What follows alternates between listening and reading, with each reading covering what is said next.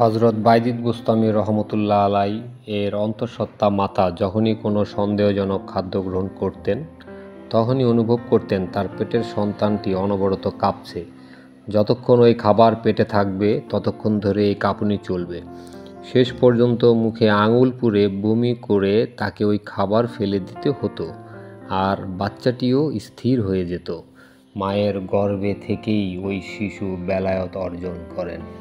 আল্লাহর এ এক অমূল্য সম্পদ। যথাসময়ে ওই মহিমান্বিতা নারী এক মহা জ্যোতির্ময় শিশুর জননী হলেন। এই শিশুই হলেন সর্বকালের অন্যতম শ্রেষ্ঠ তাপসী হযরত বায়জিদ বুস্তামি রহমতুল্লাহ আলাই।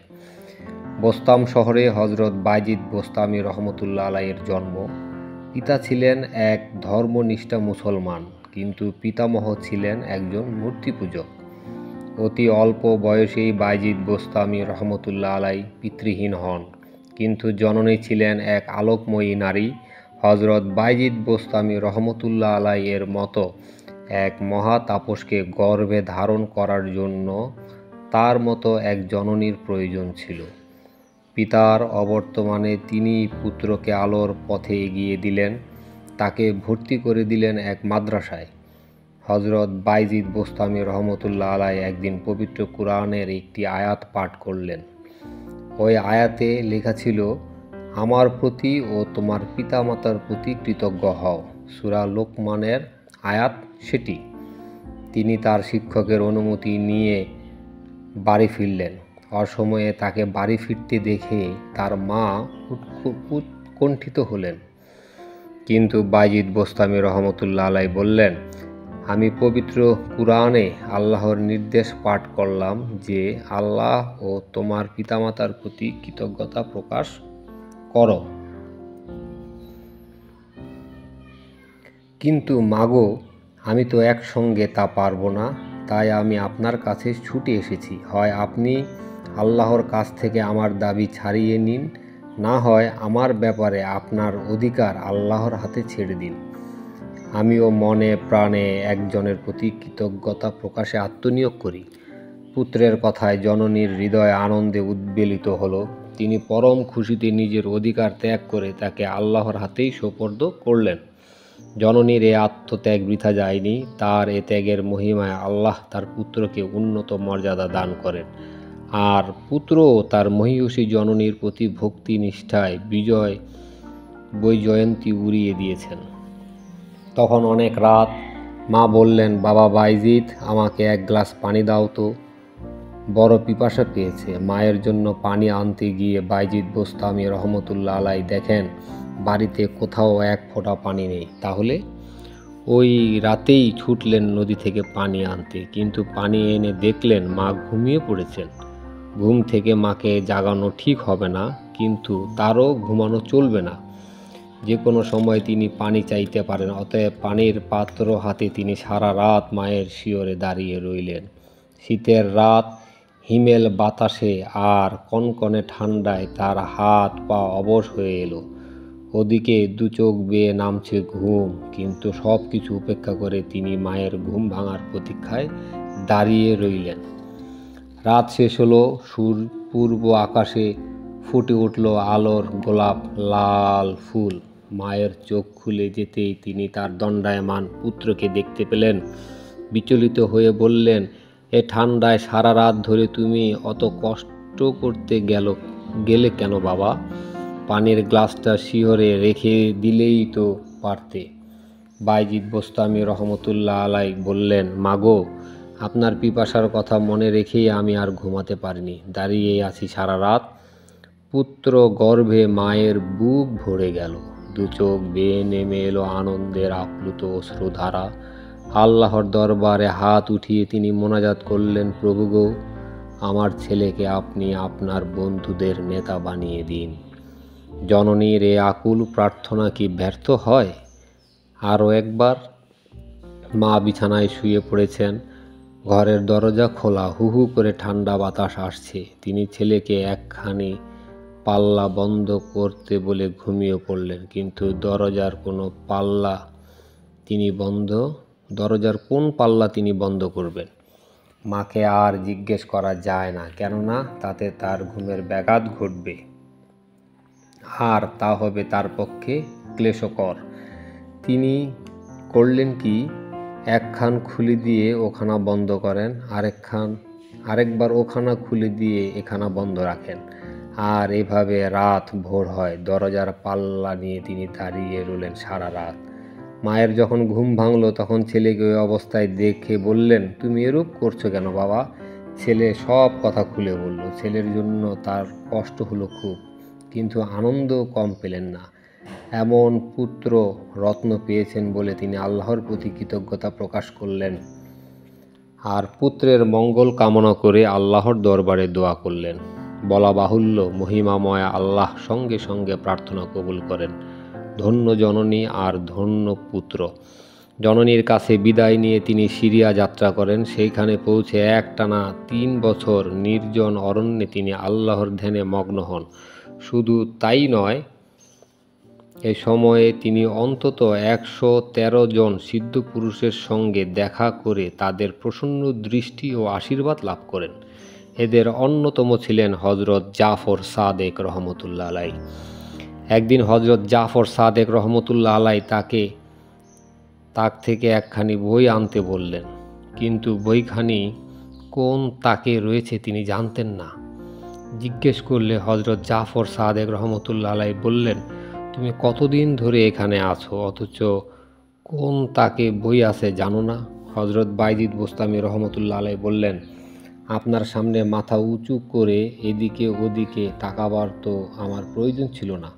কোনো কিছু দেখার জন্য আমি এই দরবারে আসিনি। হজরত জাফর সাদেক রহমতুল্লাহ আলাই বুঝলেন তার এই শিষ্যের উপাসনা ও ইচ্ছা পূর্ণ হয়েছে।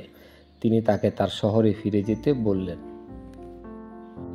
পীরের নির্দেশ তিনি ফিরে এলেন মায়ের কাছে বোস্তাম শহরে। পুত্র বিরহাতুরা জননী তখন আল্লাহর কাছে মোনাজাত করছিলেন, প্রভু গো, আমার পুত্রের মঙ্গল করুন। আপনার অলিগণ যেন তার প্রতি সন্তুষ্ট থাকেন, তাদের দোয়া যেন ফলপ্রসূ হয়। তাকে ধর্ম বলে বলিয়ান করুন। হে আল্লাহ, তার পবিত্র ইচ্ছা পূর্ণ করুন। মা তখন বৃদ্ধা, অতি দুর্বল, কণ্ঠস্বর অতি ক্ষীণ, কিন্তু বাড়ির দরজায় দাঁড়িয়ে বাইজিদ বোস্তামি রহমতুল্লাহ আলাই এ মায়ের মরমী প্রার্থনা শুনলেন। বুক ঠেলে কান্না এলো তার। তিনি এবার দরজায় করাঘাত করে ডেকে উঠলেন, মাগো, আপনার অধম সন্তান আপনার কোলে ফিরে এসেছে। মমতাময়ী মা দরজা খুলে দিয়ে আকুল কান্নায় ভেঙে পড়লেন, বাছা আমার, এত দেরি করে এলে? কেঁদে কেঁদে আমি যে অন্ধ হয়ে গেছি, আমার পিঠ বেঁকে গেল। মা ও ছেলের এ আনন্দ বিধুর মিলনে আকাশ ও পৃথিবী নড়ে উঠল। হজরত বাইজিদ বোস্তামি রহমতুল্লাহ আলাই মার্জিত রুচির শিষ্টাচার সম্পন্ন পুরুষ ছিলেন। তার বাড়ি থেকে মসজিদের দূরত্ব ছিল 40 কদমের মতো, কিন্তু নামাজের উদ্দেশ্যে রওনা দিয়ে তিনি রাস্তায় কোনোদিন থুতু নিক্ষেপ করেননি। এক সিদ্ধ পুরুষকে তিনি কিবলার দিকে ফিরে থুতু ফেলতে দেখেন। তা দেখে তার মন এত অপ্রসন্ন হয়ে ওঠে যে তিনি তাকে দেখা করতে গিয়েও তার দরবার থেকে ফিরে আসেন। কাবা শরীফ কোনো সুলতান বাদশাহর দরবার নয়, আল্লাহর ঘর। অতএব সেখানে যথাসাধ্য দ্রুত যেতে হবে এমন কোনো কথা নয়। হজরত বাইজিদ বোস্তামি রহমতুল্লাহ আলাই বলেন, বরং আল্লাহর পবিত্র ঘরের মর্যাদা ও সম্মানের প্রশ্ন সামনে রেখে সেখানে অন্যভাবে যাওয়া উচিত। তাই তিনি ধীরে সুস্থে নফল নামাজ আদায় করতে করতে দীর্ঘ 12 বছর ধরে পথ চলতে চলতে মক্কা মুআজ্জমে উপস্থিত হন। মক্কায় হজ সম্পূর্ণ করে তিনি মদিনা গমন করেন। তিনি আলাদা করে মদিনার পাক রওজা ভূমি জিয়ারত করার প্রয়োজনীয়তা অনুভব করেন, কেননা তার মনে হয় মক্কায় হজের উদ্দেশ্যে উপস্থিত হয়ে ওই সঙ্গে রওজা ভূমি জিয়ারত করো। কেননা তার মনে হয় মক্কায় হজের উদ্দেশ্যে উপস্থিত হয়ে ওই সঙ্গে রওজা ভূমি জিয়ারত করা রওজার জন্য অমর্যাদাকর। সেখানে স্বতন্ত্রভাবে গমন করতে হবে। যাই হোক, তার সহযাত্রী হওয়ার জন্য প্রচুর লোক প্রস্তুত হয়। তিনি কিন্তু এত ভিড় পছন্দ করলেন না, কিন্তু তাদের নিবৃত্ত করাও সম্ভব হলো না। অজ্ঞতা দলবল নিয়েই তাকে যেতে হলো। অবশেষে একদিন ফজরের নামাজ আদায় করে তিনি সঙ্গীদের উদ্দেশ্যে বললেন, আমি যে তোমাদের প্রভু, তোমরা আমার সামনে উপাসনা করছো না কেন? তার কথায় লোকজন অবাক। তারা ভাবল নিশ্চয়ই তার মাথা খারাপ হয়েছে, তাই নিজেরাই তার কাছ থেকে কেটে পড়ল। হযরত বায়জিদ বোস্তামি রহমতুল্লাহ আলাইহি যে ওই ধরনের আপত্তিকর মন্তব্য করেন তা তার নিজের নয়, আল্লাহর কাছে প্রার্থনা জানানোর ফলে ওই কথা তার মুখ থেকে নিঃসৃত হয়। আবার মদিনা থেকে তিনি যখন বোস্তামে ফিরছেন তখনও ওই একই অবস্থা। অজস্র লোক তার প্রত্যুত্গমনে ভিড় করে, আর তিনি অস্বস্তি বোধ করেন। হয়তো তার মনে অহংকার দেখা দিতে পারে, হয়তো আল্লাহ থেকে তিনি বিচ্ছিন্ন হয়ে পড়বেন। ভিড় বর্জন করার জন্য তিনি একই পন্থা অবলম্বন করলেন। তখন রমজান মাস, অথচ দিনের বেলায় রুটি কিনে সকলের সামনে খেতে শুরু করলেন। আর তা দেখে লোকের ধারণা হলো সত্যি তার মস্তিষ্ক বিকৃতি ঘটেছে। সুতরাং এক দুই করে সবাই তার কাছ থেকে সরে গেল। কেউ কেউ আবার সহানুভূতি প্রকাশ করে বিদায় নিল। তার এ কাজটি আপাতদৃষ্টিতে শরীয়ত বিরোধী মনে হলেও অন্য দিক দিয়ে এর অনুমোদনও পাওয়া যায়। তিনি তখন মুসাফির, আর মুসাফিরের জন্য সফরকালে রমজান মাসের রোজা ভঙ্গ করার সুস্পষ্ট বিধান আছে। একবার হজ পালন করে তিনি তারও সঙ্গীদের মালপত্র চাপিয়ে দিলেন উটের পিঠে। একজন কেউ বলল, উটের বোঝা ভারী হয়ে গেছে, আপনি কেবল আপনার মালপত্র রাখুন, বাকিগুলো আমরা বয়ে নিয়ে যাব। বায়জিদ বোস্তামি রহমতুল্লাহ আলাইহি তাকে বললেন, একটু ভালো করে তাকিয়ে দেখো তো। লোকটি অবাক হয়ে দেখে সমস্ত মালপত্র উটের পিঠ থেকে অন্তত 1 হাত শূন্যে ঝুলছে। তখন বায়জিদ বোস্তামি রহমতুল্লাহ আলাইহি বললেন, আমি যদি আমার অবস্থা তোমাদের কাছে গোপন রাখি তাহলে তোমরা আমাকে দোষী সাব্যস্ত করো, আর যদি প্রকাশ করি তবে তোমরা তা দেখতে পাও না। আমার সমস্যা বুঝেছ তো? আমি এখন কোন পথ ধরব বলতে পারো? সত্যি হযরত বায়জিদ বোস্তামি রহমতুল্লাহ আলাইহি এর সাধনা বড় কঠিন, জটিল এবং দুর্ভেদ্য। উপমা সহকারে তিনি তার সাধনার ব্যাপারটি ব্যাখ্যা করেছেন। মানুষের নফস বা কুপ্রবৃত্তি যেন কয়লা সদৃশ। প্রথমত তিনি কয়লার প্রভাবে অর্থাৎ তামসিকতায় ভুগছেন। তখন উপাসনার অগ্নিকুণ্ডে ফেলে দিয়ে কয়লাকে তিনি উত্তপ্ত করেন, আর তওবা ও অনুতাপের হাতুড়ি দিয়ে আঘাত করে তাকে আয়নার মতো স্বচ্ছ করেন। এ নিয়ে 5 বছর অতিবাহিত হয়। নানা ধরনের ইবাদত উপাসনায় নিজেকে তিনি গড়ে তোলেন। পরে পুরো 1 বছর নিজের প্রতি সূক্ষ্ম দৃষ্টি ফেলে তিনি দেখতে পান অহংকারের রশি তার কাঁধে। এ রশি ছিন্ন করার জন্য আরও 5 বছর তিনি কঠোর সাধনায় রত হন আর নব মুসলমান হয়ে যান। তখন মানব সমাজকে তার মৃত বলে মনে হয়, আর তিনি তাদের ওপর জানাজা আদায় করে তাদের থেকে আলাদা হয়ে যান, যেমন জানাজা আদায়কারীরা মৃত ব্যক্তি থেকে আলাদা হয়ে যায়। তারপর তিনি আল্লাহর নৈকট্য লাভে সক্ষম হন। একবার দেখা যায় মসজিদের দরজায় দাঁড়িয়ে হযরত বায়জিদ বোস্তামি রহমতুল্লাহ আলাইহি কান্নাকাটি করছেন। এর কারণ জিজ্ঞেস করলে তিনি বলেন, আমি নিজেকে ঋতুবতী নারীর মতো মনে করছি। ঋতু অবস্থায় তারা যেমন মসজিদে ঢুকতে সাহস করে না, তেমনি আমিও আমার অপবিত্রতার কারণে মসজিদে ঢুকতে ভয় পাচ্ছি। একবার এক হাবশির কথায় তিনি হজ যাত্রা থেকে ফিরে আসেন। হাবশি বলেছিল, আপনি আল্লাহকে বোস্তামে ফেলে রেখে যাচ্ছেন কেন? আরও একবার হজের পথে এক ব্যক্তি তাকে জিজ্ঞেস করে, আপনি কোথায় যাচ্ছেন? তিনি তার উদ্দেশ্যের কথা জানান। তখন আবার প্রশ্ন, সঙ্গে টাকা কড়ি কিছু আছে কি? তিনি বলেন, আছে 200 দিনার। লোকটি বলল, আমি গরিব মানুষ, সংসার চালাতে পারি না, আপনি দয়া করে টাকাগুলো আমাকে দিয়ে দিন, আর আমাকে 7 বার প্রদক্ষিণ করে দেশে ফিরে যান, আপনার হজ আদায় হবে। হযরত বায়জিদ বোস্তামি রহমতুল্লাহ আলাইহি তাই করলেন। টাকা কড়ি যা ছিল সব দিয়ে ফিরে এলেন বোস্তাম নগরীতে। এক রাতে দেখা গেল তিনি মসজিদের ছাদের ওপর চুপচাপ দাঁড়িয়ে আছেন, আর এইভাবে দাঁড়িয়ে থাকলেন সারা রাত। তিনি যখন প্রস্রাব করলেন তখন দেখা গেল প্রস্রাবের সঙ্গে রক্তের ধারা প্রবাহিত হচ্ছে। এর কারণ কি? তিনি বলেন, আমি যথাযথভাবে আল্লাহর উপাসনা করতে পারিনি, আর ছোটবেলায় একটি পাপ কাজ করেছিলাম, তাই আমি এত ভীতগ্রস্ত যে আমার হৃৎপিণ্ডটি বিগলিত হয়ে রক্তে পরিণত হয়েছে, আর তাই বেরিয়ে আসছে প্রস্রাবের সঙ্গে। হযরত ঈসা বোস্তামি রহমতুল্লাহ আলাইহি তার ধ্যান সম্বন্ধে বলেন, দুজানুর মধ্যে মাথা রেখে চোখের দৃষ্টি অবনত করে তিনি ধ্যান করতেন। অনেকক্ষণ পর যখন মাথা তুলতেন তখন তার মুখ থেকে শুধু আহ ধ্বনি উচ্চারিত হতো। একবার ধ্যানরত অবস্থায় তার মুখ থেকে বেরিয়ে আসে, আমার পবিত্রতা আমারই শ্রেষ্ঠতম গৌরব।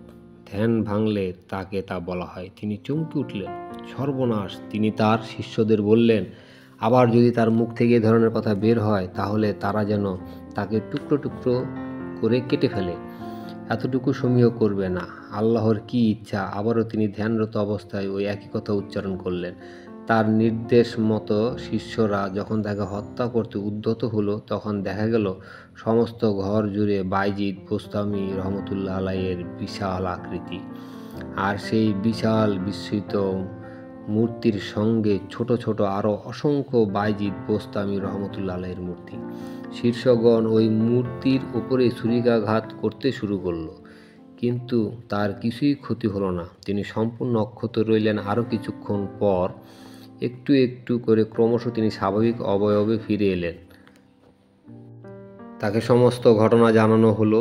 তিনি বললেন, এর মধ্যে আমার কোনো হাত নেই, যা কিছু ঘটেছে সবই ঘটেছে আল্লাহর ইচ্ছায়। একদিন তার হাতে ছিল এক পাকা আপেল। তিনি আপেলটির দিকে তাকিয়ে বললেন, এটা লতিফ। লতিফ আল্লাহর একটি নাম, যার অর্থ পবিত্র ও সূক্ষ্মদর্শী। সাথে সাথে দৈববাণী শোনা গেল, আমার নাম কি তুমি আপেলের মধ্যে প্রয়োগ করলে? তোমার কি এতটুকু লজ্জা নেই?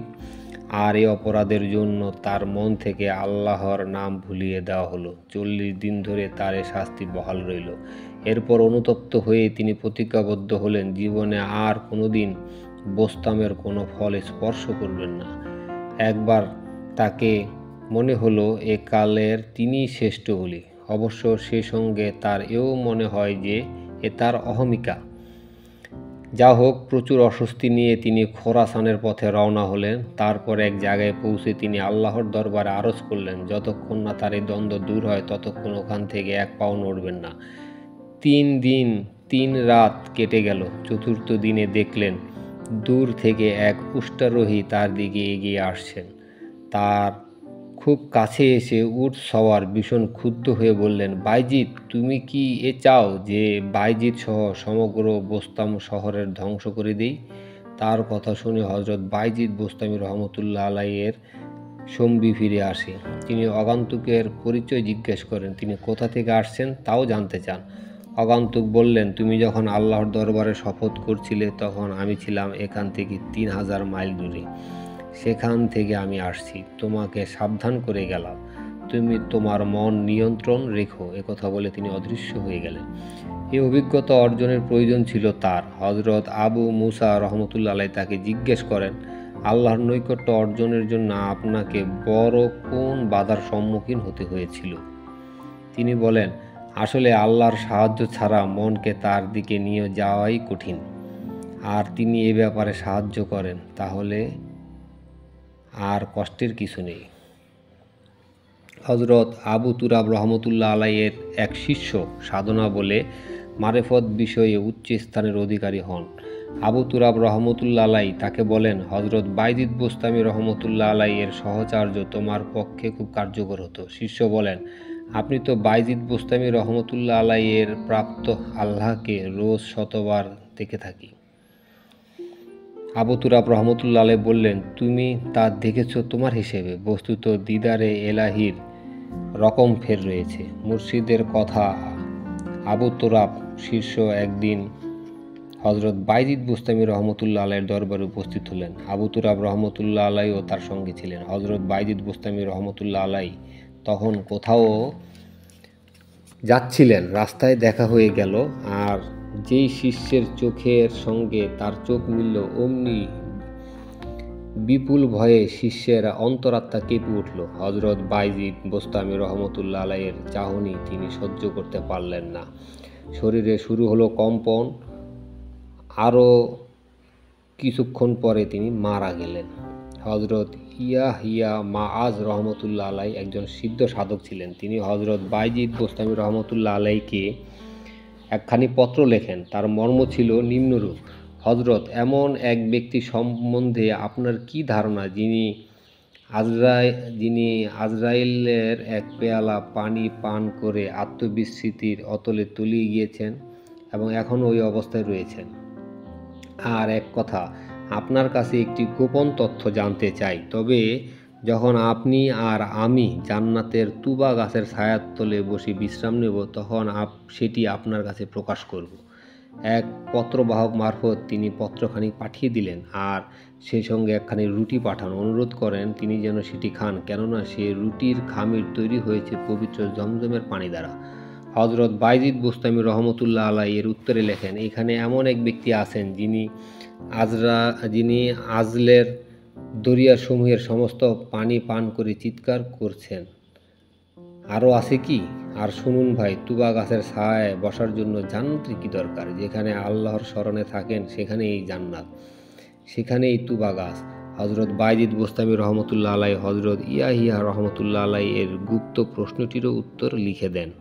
পত্রের শেষে তিনি লেখেন, আপনার পাঠানো রুটি খেতে পারলাম না, কেননা জমজমের পানি দিয়ে এর খামির প্রস্তুত হলেও আটা কোন জায়গার তা তো লেখেননি। চিঠির উত্তর পেয়ে হজরত ইয়াহিয়া রহমতুল্লাহ আলাই হজরত বাইজিদ বুস্তামি রহমতুল্লাহ আলাই এর সঙ্গে সাক্ষাৎ করার জন্য বেরিয়ে পড়লেন। তার সঙ্গে দেখা না করে সারা রাত তিনি বাইরে কাটিয়ে দিলেন। জানতে পারলেন হজরত বাইজিদ বুস্তামি রহমতুল্লাহ আলাই রয়েছেন কবরস্থানে। তিনিও সেখানে গেলেন, দেখলেন তিনি ধ্যানমগ্ন অবস্থায় দাঁড়িয়ে আছেন সে সন্ধ্যা থেকে। রাত শেষ হয়ে যখন পূবালি আলো ফুটে উঠল আকাশে, তখন নীরবতা ভঙ্গ করে গভীর সুরে তিনি তার প্রতিপালকের উদ্দেশ্যে বলে উঠলেন, প্রভু গো, আমি আপনার কাছে আপনার সাহায্য ও অনুগ্রহ ছাড়া আর কিছু চাই না। হজরত মাআজ রহমতুল্লাহ আলাই মনে করলেন তার ধ্যান ভঙ্গ হয়েছে, তাই তিনি তার দিকে অগ্রসর হয়ে সালাম জানালেন আর গত রাতের অবস্থা জানতে চাইলেন। হজরত বাইজিদ বুস্তামি রহমতুল্লাহ আলাই বললেন, আল্লাহ পাক আজ রাতে আমাকে 20টি মাকান চিনিয়ে দেবেন। কিন্তু আমি বললাম, প্রভু গো, ওসবে আমার প্রয়োজন নেই, কেননা সেগুলো শুধু পর্দা বা আবরণ বিশেষ। হজরত ইয়াহিয়া রহমতুল্লাহ আলাই বললেন, প্রভু যখন নিজে থেকে আপনাকে দিতে চাইলেন, তখন আপনি মারেফতের প্রার্থনা করলেন না কেন? হজরত বাইজিদ বুস্তামি রহমতুল্লাহ আলাই বললেন, মারেফাতে আমার কি প্রয়োজন? একমাত্র আল্লাহ ছাড়া কোনো কিছুতেই আমার প্রয়োজন নেই। তখন ইয়াহিয়া রহমতুল্লাহ আলাই তার কাছে কিছু উপদেশ চাইলেন। তিনি বললেন, যদি আল্লাহ আপনাকে হজরত আদম আলাইসাল্লামের মতো দানশীলতা, হজরত জিব্রাইল আলাইসাল্লামের মতো পবিত্রতা, হজরত ইব্রাহিম আলাইসাল্লামের মতো বন্ধুত্ব, হজরত মুসা আলাইসাল্লামের মতো প্রেমানুরক্তি, হজরত ঈসা আলাইসাল্লামের মতো বিশুদ্ধতা ও শেষ নবী হজরত মুহাম্মদ সাল্লাল্লাহু আলাইসাল্লামের মতো ভালোবাসা দান করেন, তবুও আপনি কেবল আল্লাহকেই কামনা করবেন, অন্য কিছুর উপর মনোযোগ দেবেন না, কেননা সব কিছুই উদ্দেশ্য পূরণের অন্তরায় হয়ে দাঁড়ায়। অতএব আপনি শুধু আল্লাহর সাহায্য সম্বল করে একমাত্র তার সন্তুষ্টি কামনা করবেন। একবার হজরত জুন্নুন মিশরি রহমতুল্লাহ আলাই তার কাছে একখানি খুব সুন্দর জায়নামাজ পাঠান। তিনি বলেন, জায়নামাজে দরকার নেই, তবে একখানা মসনদ হলে ভালো হয়।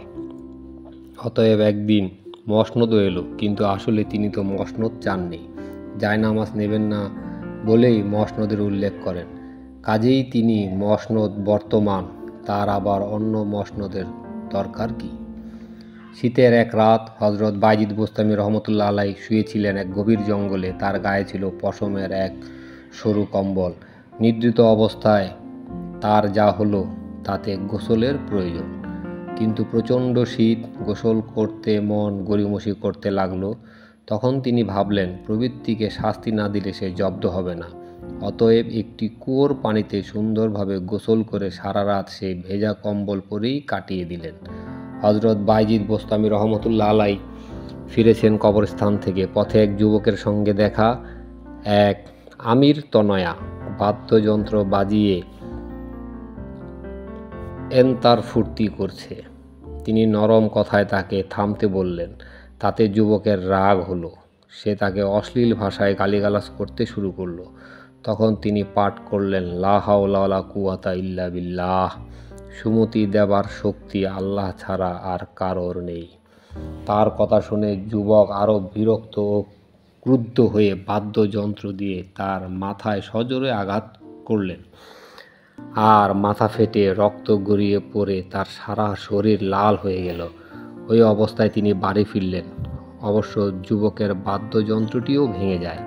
পরদিন সকালে তিনি বাদ্যযন্ত্রের মূল্য বাবদ কিছু টাকা ও মিষ্টি হালুয়া এক লোক মারফত যুবকের কাছে পাঠিয়ে দিলেন আর একখানি চিঠিও দিলেন। গতকাল আমার মাথায় আঘাত করায় তোমার বাদ্যযন্ত্রটি ভেঙে গিয়েছে, তার ক্ষতিপূরণ স্বরূপ কিছু টাকা পাঠালাম। আর তোমার মুখে যে তিক্ততার পরিচয় পেলাম তা দূর করার জন্য কিছু মিষ্টি হালুয়াও পাঠিয়ে দিলাম। আশা করি তা খেয়ে মুখের তিক্ততা দূর করবে। চিঠি পড়ে যুবক হতবাক। যাকে অকথ্য ভাষায় গালিগালাজ করলাম, মাথা ফাটিয়ে সর্বাঙ্গ রক্তরঞ্জিত করলাম, আর সে কিনা। যাই হোক, বুকের ভেতর যেন ভাবনার ঘূর্ণিপাক খেয়ে গেল। সে ছুটে গেল হজরত বাইজিদ বোস্তামি রহমতুল্লাহ আলাইয়ের দরবারে আর লুটিয়ে পড়ল তার পায়ের তলায়। ক্ষমা চাই, ক্ষমা। বলা বাহুল্য, বাইজিদ বোস্তামি রহমতুল্লাহ আলাই তাকে ক্ষমা করলেন।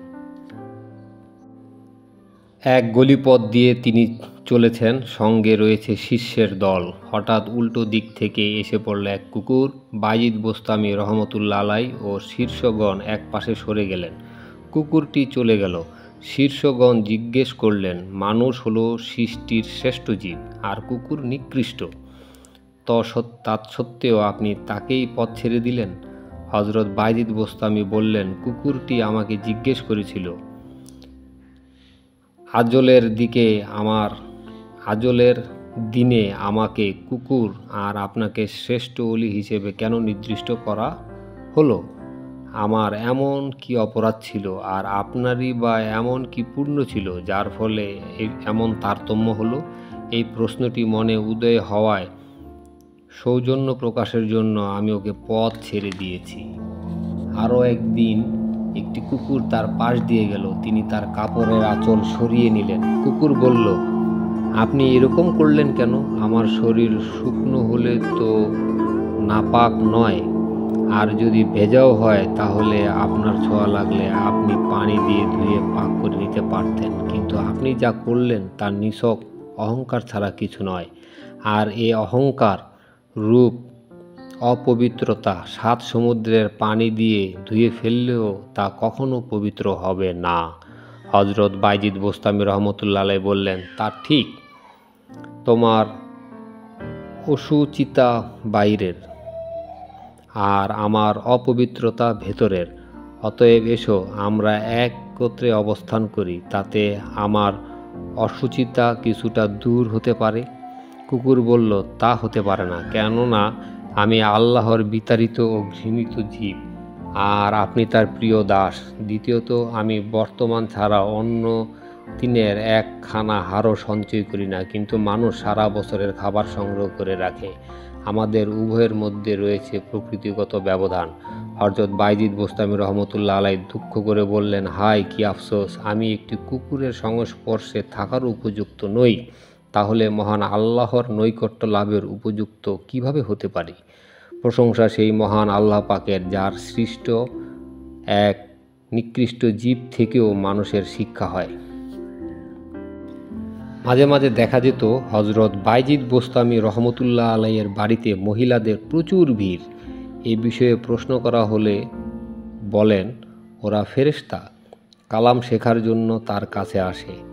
একবার প্রথম আকাশের একদল ফেরেশতা এসে তার সঙ্গে উপাসনা করার ইচ্ছা প্রকাশ করে। তিনি তাদের জানান, আল্লাহর সাধনা করার শক্তি তার নেই, কিন্তু তবুও সপ্ত আকাশ থেকে দলে দলে ফেরেশতা অবতীর্ণ হয়ে ওই একই ইচ্ছা প্রকাশ করলেন আর তিনিও ওই একই উত্তর দিলেন।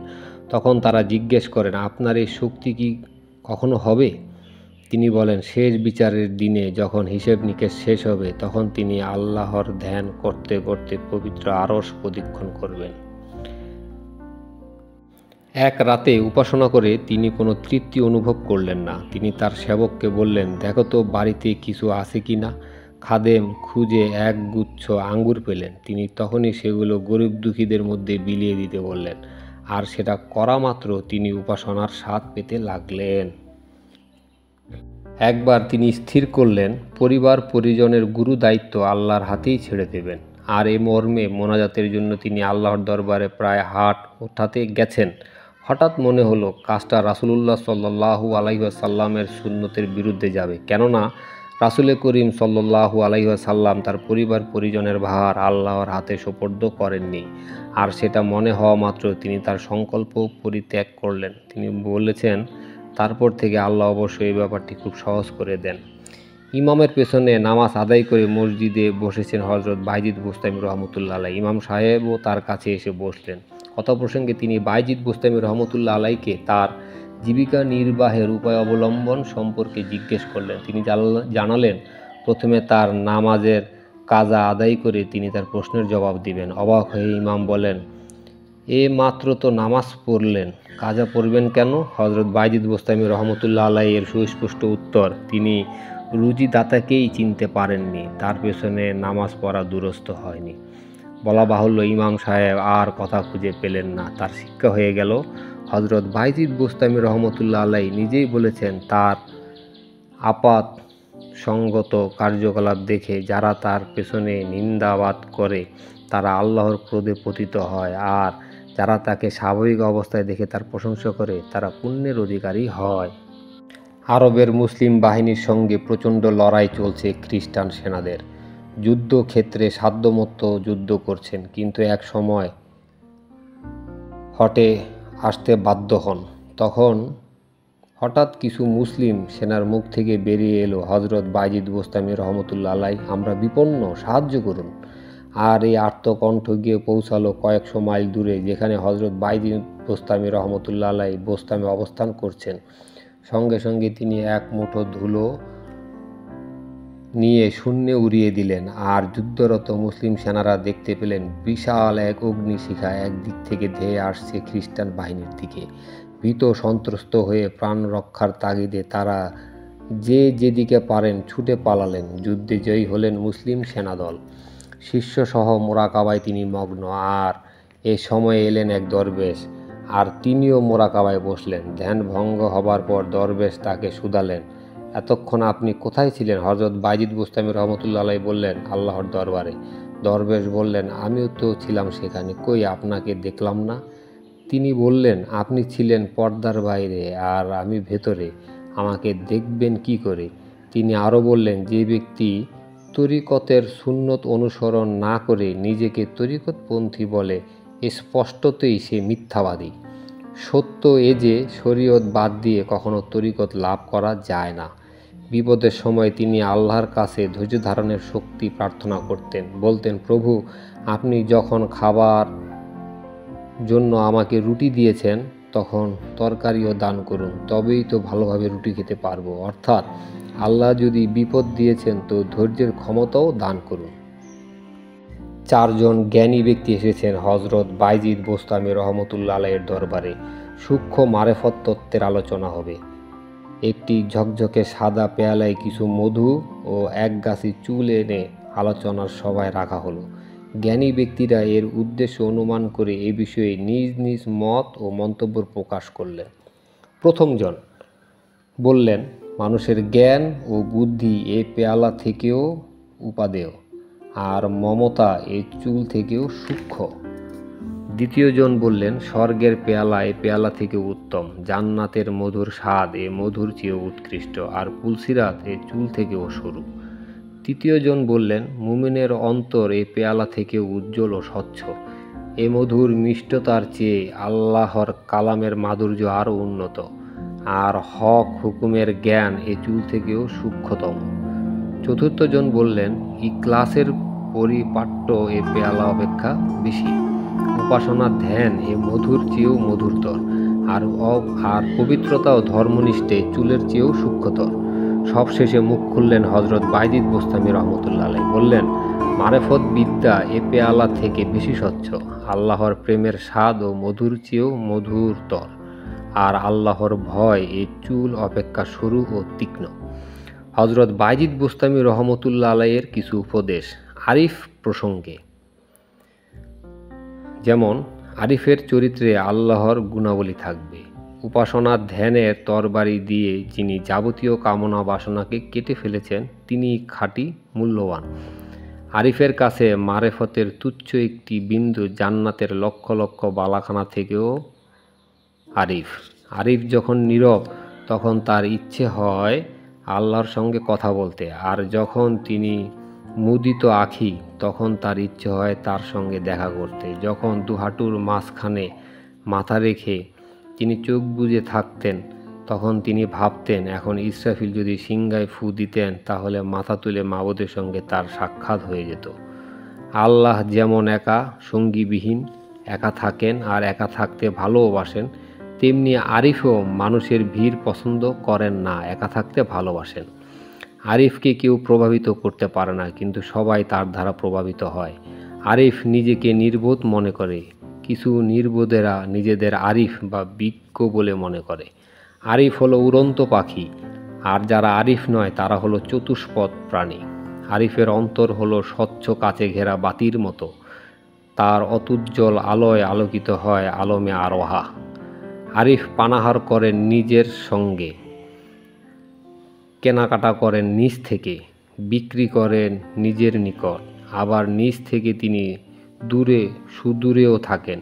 নিদ্রায় কিংবা জাগরণে তিনি আল্লাহ ছাড়া আর কিছুই দেখেন না, আল্লাহ ছাড়া আর কারো সঙ্গে তিনি মিলিতও হন না, আর নিজের মনের কথা আল্লাহ ছাড়া আর কারো কাছে প্রকাশও করেন না।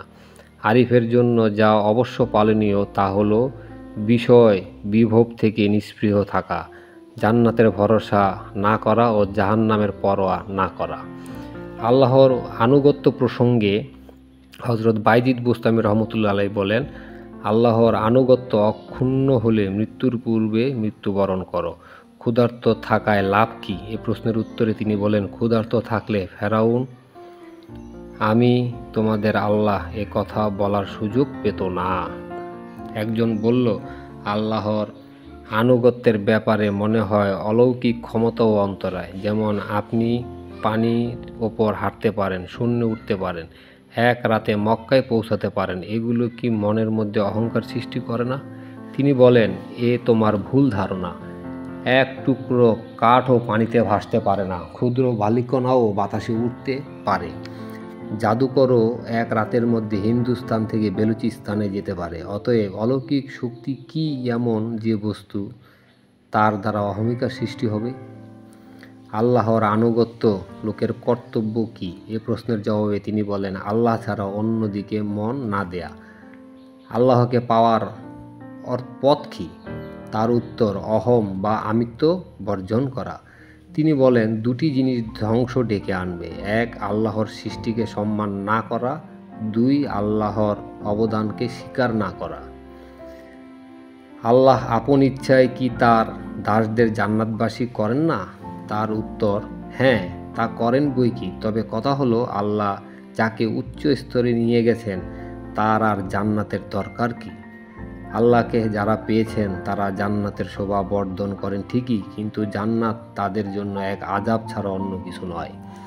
আল্লাহ তার প্রিয়জনদের তিনটি স্বভাব দান করেন, এক সমুদ্রতুল্য বদান্যতা, দুই সূর্য সম উদারতা, তিন ভূতল তুল্য নম্রতা। আল্লাহ যাকে যোগ্য ও উপযুক্ত মনে করেন তার পেছনে এক ফেরাউন লাগিয়ে দেন। সৎ সঙ্গ সৎ কার্য থেকে উত্তম, আর কুসঙ্গ কুকার্য থেকে নিকৃষ্ট। গৌরব ও মর্যাদার লোভে যে বিদ্যা লাভ করে তার থেকে দূরে থাকা, কেননা প্রতি মুহূর্তে আল্লাহর রহমত তাদের থেকে দূরে সরে যায়। মুসলমান হয়ে মুসলমানের ক্ষতি করা কঠিন পাপ কাজে লিপ্ত হওয়ার চেয়েও মারাত্মক।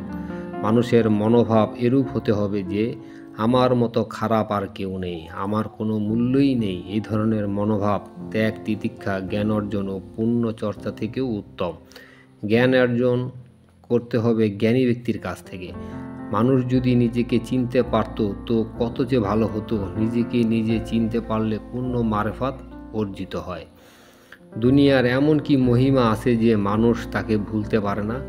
আল্লাহ প্রেমিক যারা, দুনিয়াকে ভুলে যাওয়া তাদের পক্ষে মোটেই কঠিন নয়।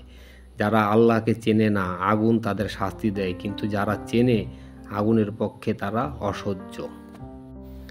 দুনিয়াদারদের জন্য দুনিয়া এক গৌরবের স্থান, পুণ্যবানদের জন্য পরকাল এক আনন্দের স্থান, আর আল্লাহর সঙ্গে বন্ধুত্ব স্থাপন করা সাধকগণের জন্য এক নূর ছাড়া আর কিছু নয়। যে মানুষের সম্মান রক্ষা করে সে আল্লাহর নিকটবর্তী, আর যে মানুষের সম্মান নষ্ট করে সে আল্লাহর দূরবর্তী। জ্ঞান মানুষের জীবনী শক্তি, মারেফাত তার হৃদয়ের শান্তি, আর উপাসনা এক অসাধ্য বস্তু। দরবেশ কি? উত্তরে তিনি বলেন, যে ব্যক্তি অন্তরের অন্তঃস্থলে প্রবেশ করে একটি গুপ্ত কক্ষের সন্ধান পায়, মতির সিন্ধুক লাভ করে সেই দরবেশ। মানুষের উত্তম কাজ কি? উত্তরে তিনি বলেন, একমাত্র আল্লাহ ছাড়া অন্য কোনো দিকে ধাবিত না হওয়া। তাকে আবার প্রশ্ন করা হয়, আপনার আয়ু কত? তার উত্তর, একমাত্র 4 বছর। সবাই বিস্ময় প্রকাশ করলে তিনি তার কথার ব্যাখ্যা দেন যে 70 বছর পর্যন্ত তিনি পার্থিব ঝামেলায় জড়িত ছিলেন।